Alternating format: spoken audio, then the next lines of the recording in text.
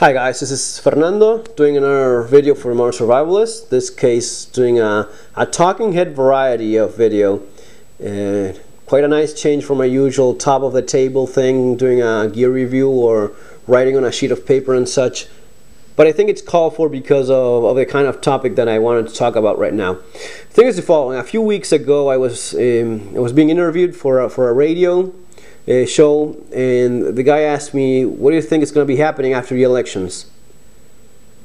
And it was, like when the doctor has, we have your blood test here and it's not looking good. It was like delivering bad news. It's never nice, but when you get a question asked, you have to be honest. You have to say what you believe in.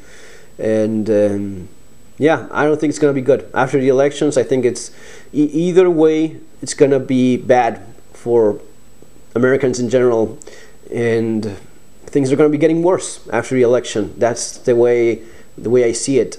I think that Obama's going to be winning, which is not good. I think that even if Mitt Romney wins, it's not much different either. The thing is, and this is all things that you can Google up yourself and find out yourself. It's no mystery. I don't have any whistleblower hitting in a closet or anything like that. It's all easy to find information. If you look at the guys that place these two people in front of you to choose, are the same. It's all the same big companies that finance them and allow them to get to that point in the first place, right?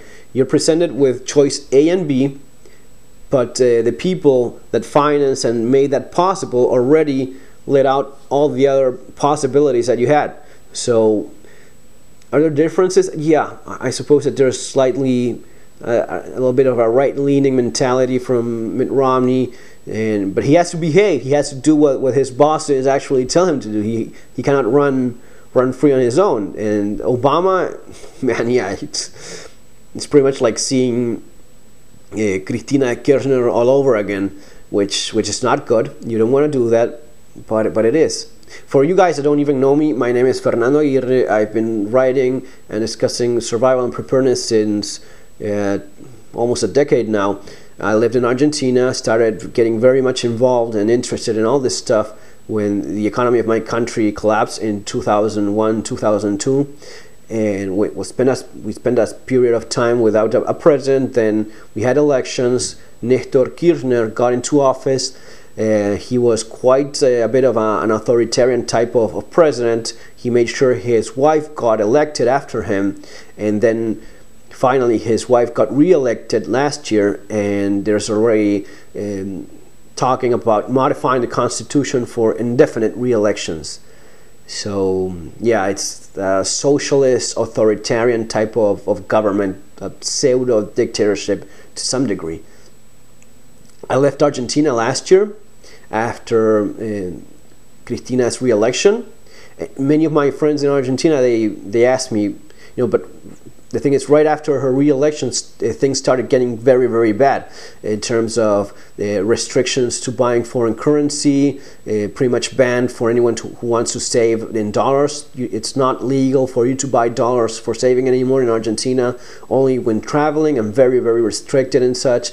There's an invasion of privacy that goes beyond anything that we've ever seen there.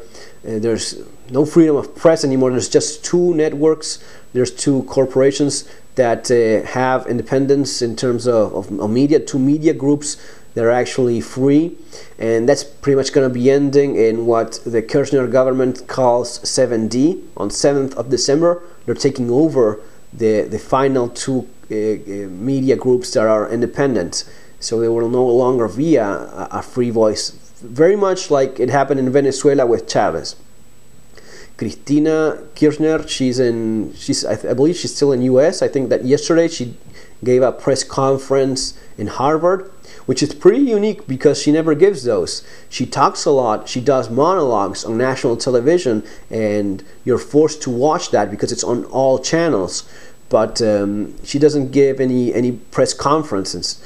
The ones that she does, they're pretty much made up because she only allows the reporters that are on their own media group from the government to ask questions. So it's why are you so beautiful, and why is everything going so fine, and that sort of thing, which is sad and kind of upsets you.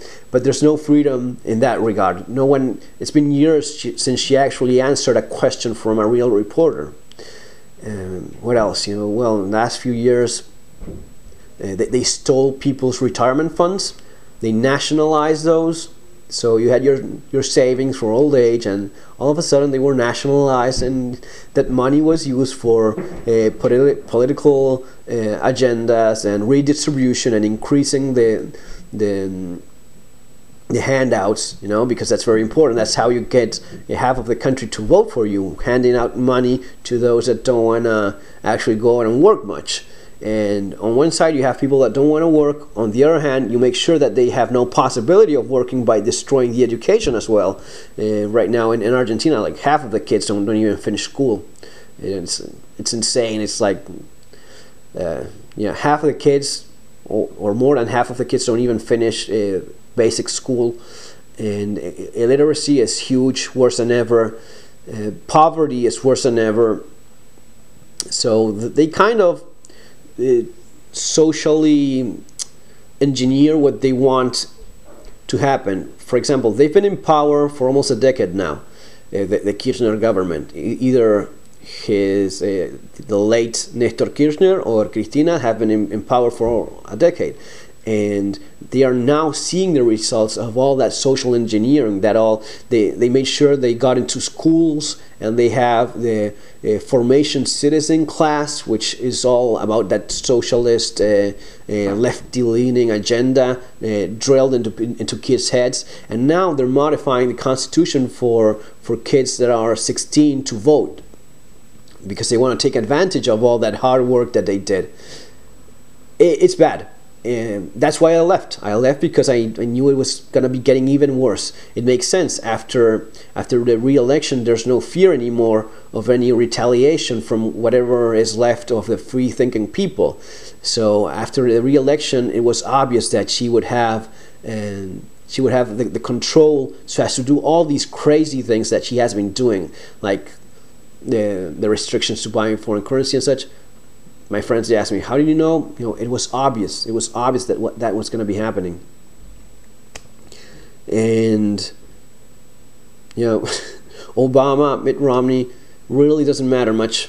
It's going to be another 10 years of hardship, of complications.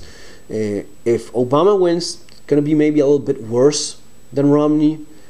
And unfortunately, I think that's going to be happening. I think that Obama's going to be winning, and you're going to be seeing more poverty in U.S., more loss of quality of life, which is, that's basically what it comes down to. I do survival and preparedness. That's what I teach. That's what I've been doing for a decade. That's what I write about. Do tons of research. Most of the time it's researching what happens in our countries, what works, what didn't, what happened in our periods of history. I cannot just focus on my own personal experience with an economic collapse, because it's just one experience. Now, if you start learning from different sources, you see the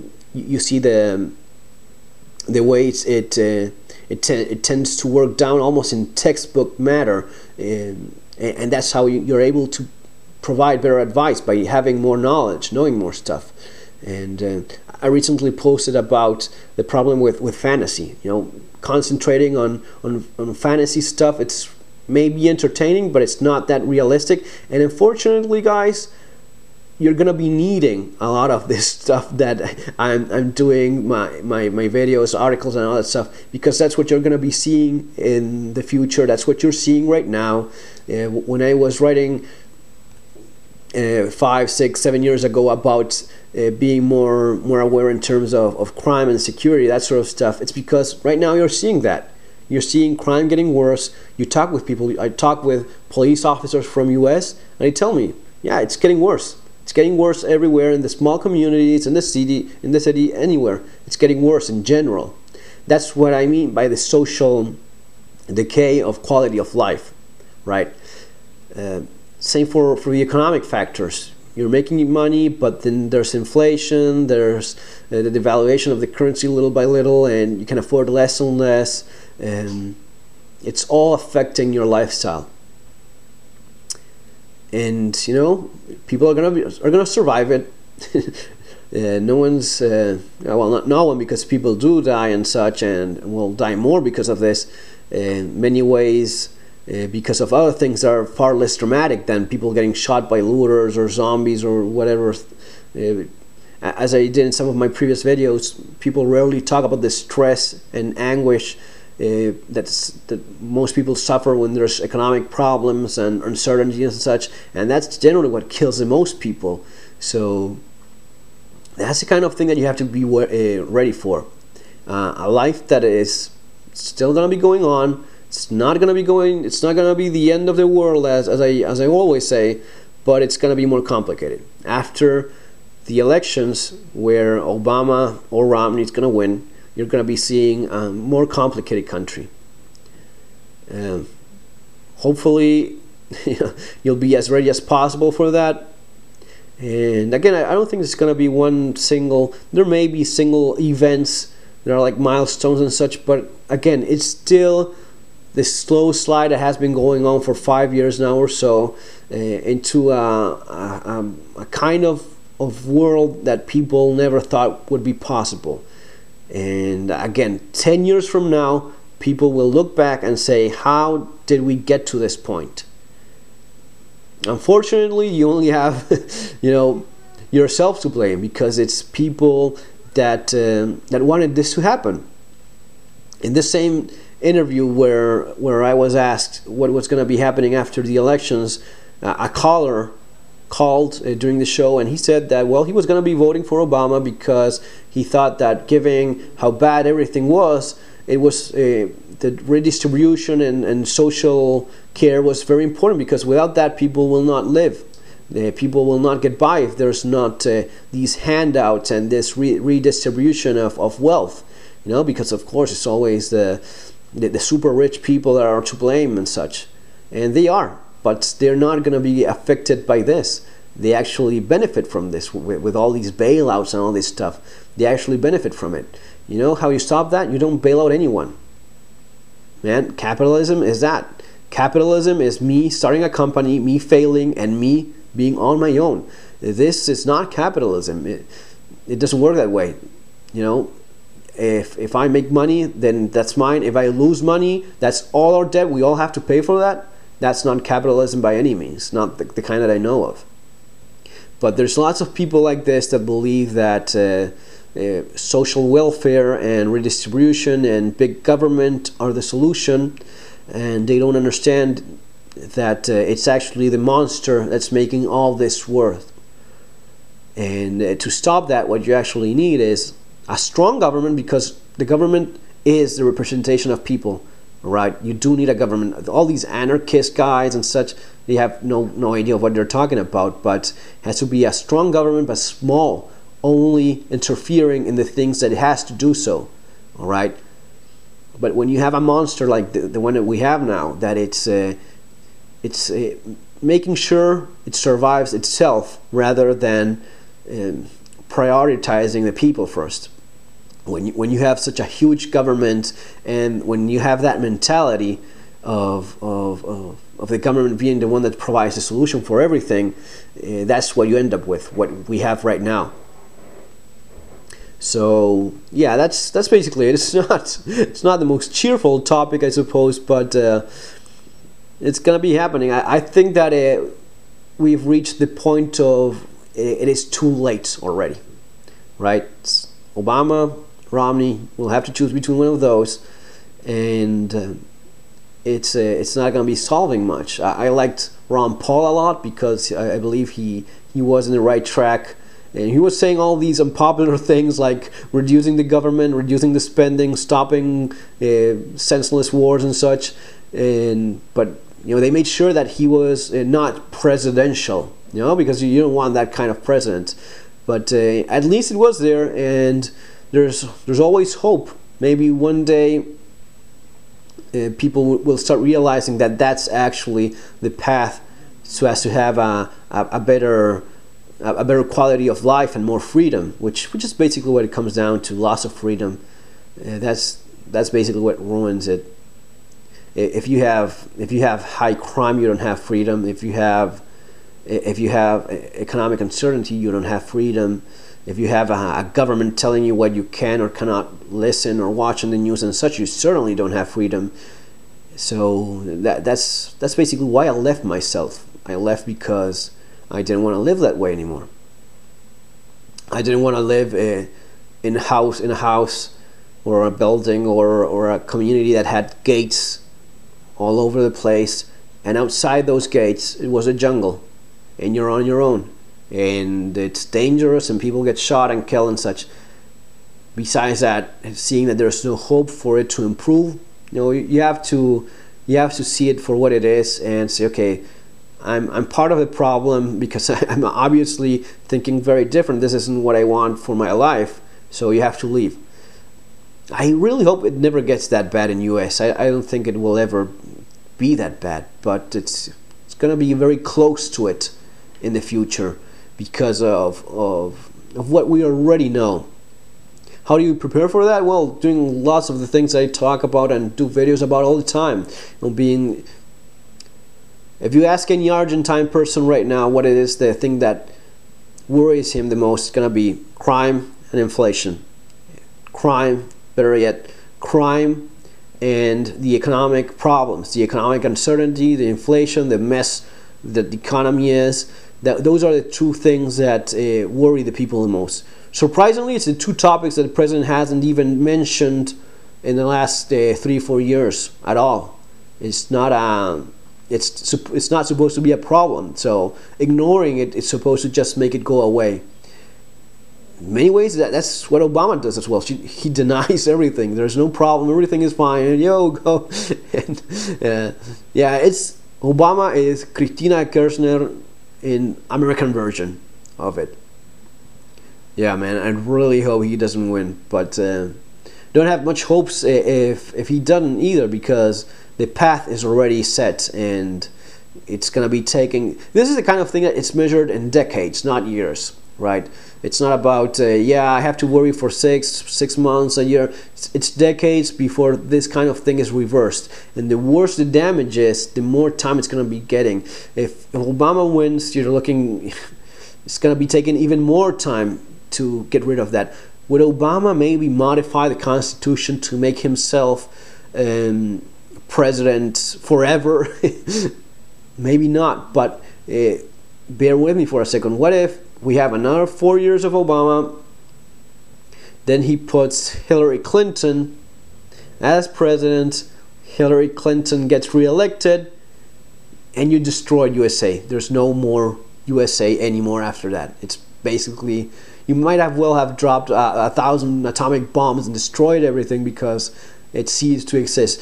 The damage you do to a country it's much faster to do the damage than to undo it, than to go back. What you destroy in a day, when you attack democracy and freedom in a day, it will take a year to undo it.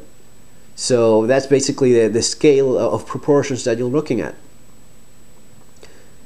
That would be a case in which, you probably would have to leave if you can after a decade of that kind of government. That's basically how it would go down. But let's just hope it doesn't get that bad. Just get as ready as possible, preparing as I was saying before I sidetracked with all this.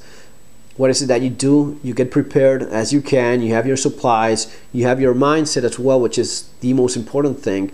You start realizing that things aren't as they used to be in terms of security, in terms of financial safety, and you just roll with it. You try to enjoy life, guys, on the meantime and during all this, because it just doesn't end. The world keeps rolling, life keeps going on, but it's better if you take some of these measures. And finally, the one last point, and that's gonna be it. It's much easier to navigate through these problems if you have some form of preparedness, some form of plan ahead of time, than if you don't.